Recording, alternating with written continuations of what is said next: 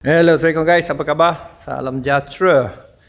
Saya Jurul Azrul, saya nak share you mengenai kita punya iaitu industri lah kan. Industri trading kita dan lately kecaman-kecaman ataupun salah faham dalam industri contract for different atau khususnya yang kita kenali sebagai macam-macam lah, forex dan sebagainya. So ada juga yang kata forex tak boleh trade dan akhirnya trade gold lah, trade oil dan sebagainya. Dia satu sudut kan, pengalaman saya 15 tahun masuk 16 tahun ni, benda ni bukan hari ni ataupun semalam ataupun minggu lepas ataupun bulan lepas berlaku. Dia dah lama berlaku guys. Okay? Jadi dalam back to time saya 2000, saya start 2006 in particular, tapi saya mengetahui benda ni 2005 lah. Jadi masa sebelum 2005 tu dia famous masa tu, dia ada satu buku pasal mengenai technical analysis kan, macam mana nak lakukan technical analysis dalam forex exchange, dan buku tu ditulis oleh Sugar Rush nama dia. Ini zaman dulu, orang dulu tahulah. Jadi Sugar Rush ni dia buat buku technical indicator ni memang banyak gila guys. Dia cerita pasal RSI, dia cerita pasal MACD, dia cerita pasal trend line, so detail. Saya tak sure lah dia compile daripada mana, tapi somehow is very good punya information lah at that moment at that given time. Jadi antara benda yang saya realise ialah tahun 2006 masa saya start tu, rupanya Sugar Rush ni dia meletak jawatan. So maksudnya dia dah tak trading, katanya atas isu ialah forex ni haram kan. Okey. Dan untuk pengetahuan you, pada 2006 sepanjang sampai 2008 Ustaz Zaharuddin juga dia mengatakan forex ni harus sebenarnya. Lepas tu 2008 ada majlis fatwa buat, dia kata tak boleh. Okey. So point saya sekarang ni ialah bukan pasal isu halal haram tu. Point saya sekarang ni saya nak cerita industri tu turun naik kan.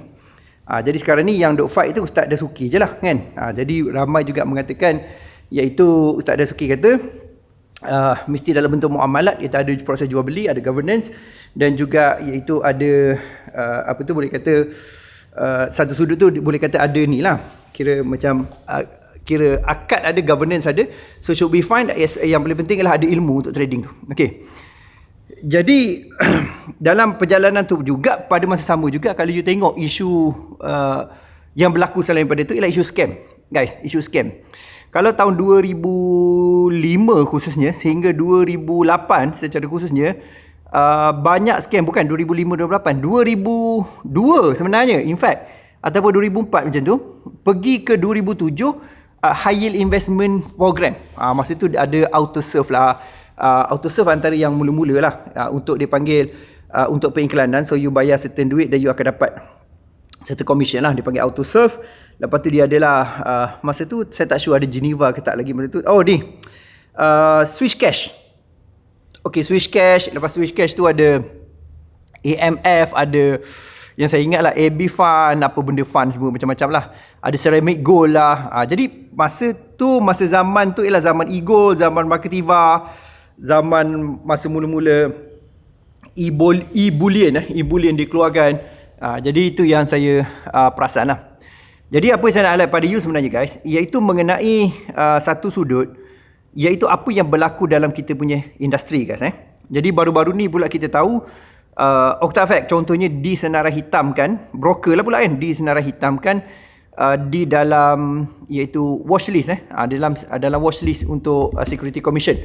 Dan terbaru juga lagi banyak broker juga disenarai hitam. Dia pada saya lah, macam saya ungkapkan ataupun saya share dulu, ialah mengenai iaitu isu banyak scammer kat luar sana. Untuk pengetahuan you guys, bagi yang mungkin baru-baru berjinak dalam bidang ni, scammer ni dia sebenarnya zaman saya mula start dulu, 15 tahun dulu dah ada sebenarnya. Benda yang lebih kurang exactly benda yang benda yang macam copy and paste. Dia memang berulang setiap macam 7-8 tahun memang kena ada benda ni. Dan obviously banyak yang scam keluar ni pasal pandemik kan. So pandemik ni ramai orang tak dapat kerja, nak apa bisnes juga teruk dan sebagainya. So apa yang berlaku ialah dia nak dapatkan hasil, dan pada masa sama juga iyalah kan cari cara cepat dia tu melabur. Dan bestnya ialah scammer ni dia pandai buat marketing. Grup Telegram lah, guna muka saya lah, guna muka orang tu lah, muka orang ni lah.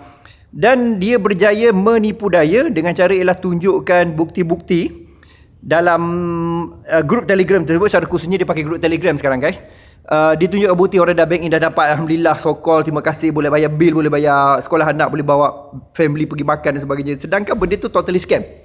Masuk 500, masuk 1000, masuk 2000, dalam masa 6 jam dapat 18,000. Nak dapat 18,000 tu kena bayar lagi 2-3,000, 10% charge. Modus operandi dia sama, tapi saya tak faham kenapa orang kita ni dia pilih dan juga opt pada option tersebut. Jadi patutnya ialah mungkin satu tak ada information, sebab ada yang pernah call saya dalam kes ni, ialah dia kena tipu dan dia kata dia tak dapat information. Dia betul, dia nak melabur, dia nak dapat income lebih dan dia don't mind pun pasal dia ada kewangan. Itu yang ada kewangan dan dia kena tipu, apatah lagi yang tak ada kewangan dan kena tipu.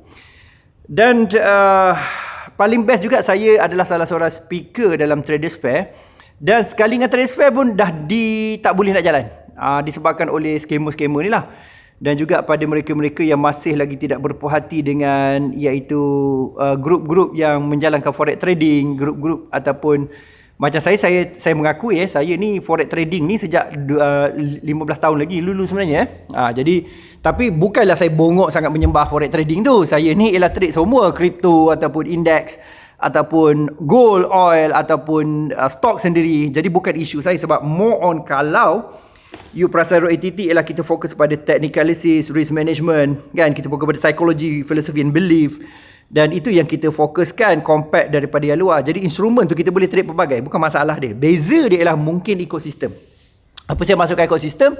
Kalau kita dalam CFD ni, obviously kita guna contract for difference, kan? Kita guna maksudnya ialah leverage ada, kita tahu kita depo kat mana, dan dia adalah among dia panggil network player, kan? Dan saya faham saya dalam industri yang OTC, over the counter, so dia tak ada specific governance unless governance by bound by broker tu sendirilah, broker dengan agreement di antara between trader dan juga broker dan juga liquidity provider. Okay, jadi the whole landscape dia sebenarnya ialah iaitu sebab pada saya Traders Fair ni is unfair untuk sampai tak boleh nak buat lah, tapi disebabkan oleh satu ialah pada pandangan saya punca dia ialah scammer. Itu yang paling teruk saya buat worst keadaan, seorang report dan sebagainya. Yang kedua ialah punca dia ialah haters lah. Haters yang sebenarnya nak menundukkan semua penyembah forex ni. Saya guna perkataan penyembah macam penyembah berhala, kan. Penyembah forex ni supaya bertaubat lah. Tapi sebenarnya yang kadang-kadang masalah orang yang suruh geng-geng forex dia bertaubat, dia tak faham yang forex ni sebenarnya dia bukan isu forex. Yang geng-geng forex ni sebenarnya lah technical analysis, sebenarnya lah risk management, money management, sebenarnya lah psychology, belief dan filosofi, kan. Jadi dia bukan isu. Untuk pengetahuan you, saya nak beritahu terang, saya mengaku saya 100% trader forex, in fact sampai sekarang. Tapi saya nak bagi tahu, most saya punya trading ialah based on commodity sebenarnya, sebab itu lebih volatility, lebih risk, lebih bagus untuk saya. Dan sebab tu saya memang fokus kepada iaitu commodity sebenarnya. Gold, you tengok range bagus setiap hari, you tengok oil, you tengok juga iaitu silver. So ini totally ialah game changer, guys. Okay, jadi itu yang saya nak highlight pada you sebenarnya, satu sudut. Jangan kita terlalu, iaitu pada saya personally lah, jangan terlalu kita letakkan diri kita tu pada satu pandangan saya. Kita kena ada banyak pandangan. Sebab kalau kita faham dari segi industri ni sendiri sebenarnya, dia satu sudut kita boleh tengok dari segi macam apakah result, apakah hasil kita yang kita dapat melalui pengetahuan dalam financial market untuk mencapai financial freedom. Itu yang ROATT bawa sebenarnya. Okay? Untuk mencapai financial freedom melalui approach, systematic approach, kan, dengan cara ialah kita ada konsep paling basic ialah asset allocation, dan juga kita faham macam mana untuk dapat low risk tapi high return dengan kaedah iaitu asset allocation saya sebutkan tadi. Jadi apa saya nak highlightkan pada you iaitu saya rasa unfair untuk Traders Fair juga di asset Traders Fair dia cakap postpone, kan. Sebenarnya dia orang call saya tu sebenarnya ialah bukan postpone, memang terus cancel terus. Okay, cancel terus atas reason ialah memang SC buat tindakan agak tegas, which is saya satu duduk, saya bukan menyangkal SC, saya sokong je SC. In fact saya pun nak ambil sertifikat dengan SC dari segi pengurusan, dari segi risk management dan sebagainya. Saya memang totally berminat dan saya positif untuk benda yang positif lah. Saya bukan nak hidup dalam grey zone, tapi point saya ialah iaitu inilah efek dia. Efek dia kalau kita tidak bertanggungjawab atas industri kita, efek dia ialah sebenarnya kita sewenang-wenangnya untuk menundukkan ataupun menjatuhkan orang lain tanpa bagi saya lah usul periksa yang lengkap, kan. Sebab kalau nak kata kan, you kata trading forex ni haram dan sebagainya, saya boleh katalah 99% saya punya trading rasanya adalah tak berkaitan dengan forex exchange pun sebenarnya. Tapi platform yang kita gunakan sama, iaitu contract for different. Dan kalau you kata contract for different tu pun jadi isu, bermaksudlah you kena isukan jugalah. Pada orang yang trade saham RM10, orang yang trade saham tu macam mana itu CFD bang. Cuba you selidik kat situ juga. So saya pun nak ada clarity juga di sudut tu. Okay, point saya untuk video ni sebenarnya ialah bukan pasal mengenai iaitu isu forex ke isu apa yang didagangkan. Point saya ialah industri. Okay, industri ni sebenarnya pada pandangan saya ialah satu ialah perlu sihat. Perlu sihat.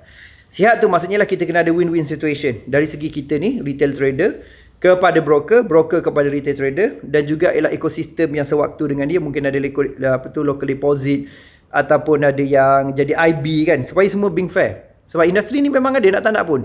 Kita tak boleh menolak hakikat yang sebenarnya forex exchange ataupun dalam konteks contract for different dalam OTC, over the counter, dan juga exchange traded fund adalah merupakan salah satu cabang dalam financial market. Kita tak boleh nafikan benda tu. Maksud benda tu real.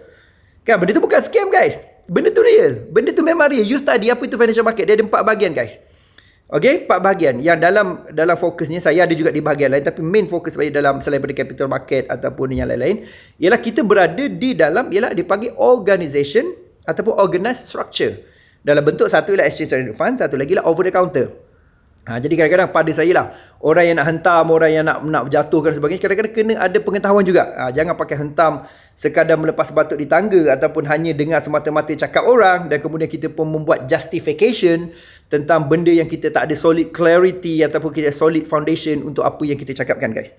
Okay, macam untuk saya, of course saya akan qualify diri saya dengan apa tu, at least lah kan, dengan Master of Technical Analysis, dengan Risk Management daripada UK dengan US, dan juga dengan benda-benda saya boleh buat, dan you pun boleh buat. Bukan saya kata saya boleh, you is in term of money dan juga exam je kan. Jadi you kena be smart kat situ. Jadi pada saya isu dia lah bukan isu semata-mata grey zone. Isu ialah kita kena ada smart punya mind, smart punya action. Dan saya cakap tu terang ialah benda ni totally akan merosakkan industri. Dan saya tak kisah pun industri ni satu sudut ni orang duk jatuhkan, sebab saya tak rasa dia jatuh, pasal dia adalah purely memang adalah financial market punya komponen. Jadi pada saya bukan itu isu dia. Okay, so saya tengok broker banyak lagi di blacklist. Saya nampak juga selain pada Okta. Sebenarnya sebelum tu dah banyak, cuma tak kecoh macam ni lah, sebab mungkin Okta tu aggressive marketing kan. Lepas tu pada sama juga yang terbaru ialah Traders Fair juga out, terpaksa di cut off. Kalau you perasan sebenarnya dalam kebanyakan seminar yang kita tengok ialah selain broker tu ada sebenarnya adalah purely education guys. Purely education on macam mana kita nak dipanggil topple off. Maksudnya ialah kita nak dapatkan knowledge untuk kita boleh trade dalam saham, yang saham bursa ke saham apa. Sebab purely reality bawa lah, kita bukan bawakan forex. Ramai orang kaitkan kita dengan forex. Pasal saya ni kebetulannya memang tak ada forex asalnya. Saya tak malu pun sampai sekarang pun, saya tak ada masalah. Saya yakin apa saya buat. Cuma saya nak bagi tahu point kita lah, kita ni adalah sebenarnya ialah technical analyst. Kita ada risk management, kita ada money management, kita ada psychology management kan, sebab kita faham psikologi itu adalah merupakan glue di antara metodologi dan juga ialah money management. Psikologi itu banyak kalau you masuk dalam program, sebab kita banyak fokus pada itu.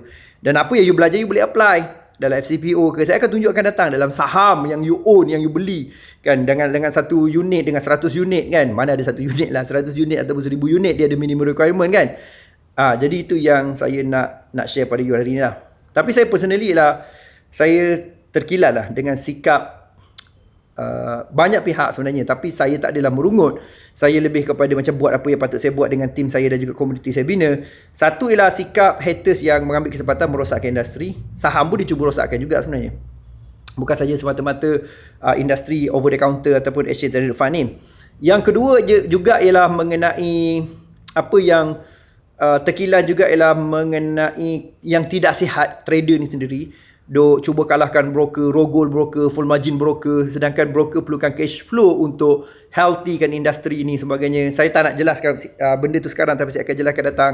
Dan juga saya terkilan juga dengan ialah sifu-sifu TikTok ni yang pada saya terus terang saya cakap dia satu sudut bagus untuk saya juga pasal dia influence orang untuk mula. Tetapi satu sudut lagi juga ialah dia mengekstrimkan perkara ni seolah-olah benda ni mudah sangat. kan, mengekstrimkan benda ni seolah-olah adalah macam jadi scam, jadi bentuk scam kan, dengan tunjuk baling duit, dengan tunjuk ada kereta mewah dan sebagainya kan. Bukanlah saya kata benda tu tak boleh, tapi dia macam susut nilai. Susut nilai boleh ke? Tapi saya tidak hentam, tapi saya rasa tekilan. Saya personally rasa tekilan. Sebab inilah sebenarnya yang merosakkan industri itu sendiri. Okay, ini pengalaman saya lah, dan saya rasa saya layak sebab saya masuk 16 tahun. Sifu-sifu yang baling duit, naik atas kereta mewah, apa sembarangnya kan, itu semua baru 2018 je kebanyakan, 2018-19. Jadi saya tak tekilan. Saya tekilan sebab tu, jadi masa saya rasa saya layak. Tapi coach, adakah coach tak ada kereta mewah ke apa, tak ada duit macam orang? Saya personally cakap saya ada sebenarnya, tapi saya tak pergi ke arah tu. Tetapi saya, satu sudut ialah saya tak nak pergi ke arah tu pun sebab saya rasa itu cheap punya marketing. Lepas tu pada sama juga ialah merosakkan minda lah. Bagaimana merosakkan minda. Benda ni real, benda ni memang happen.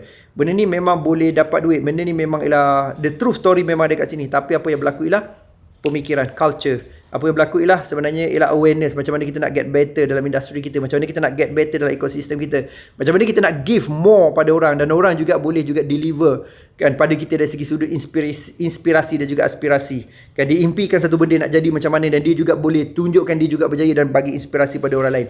So itu pandangan saya lah. Alright, saya tahu video ni panjang sikit, just to share with you.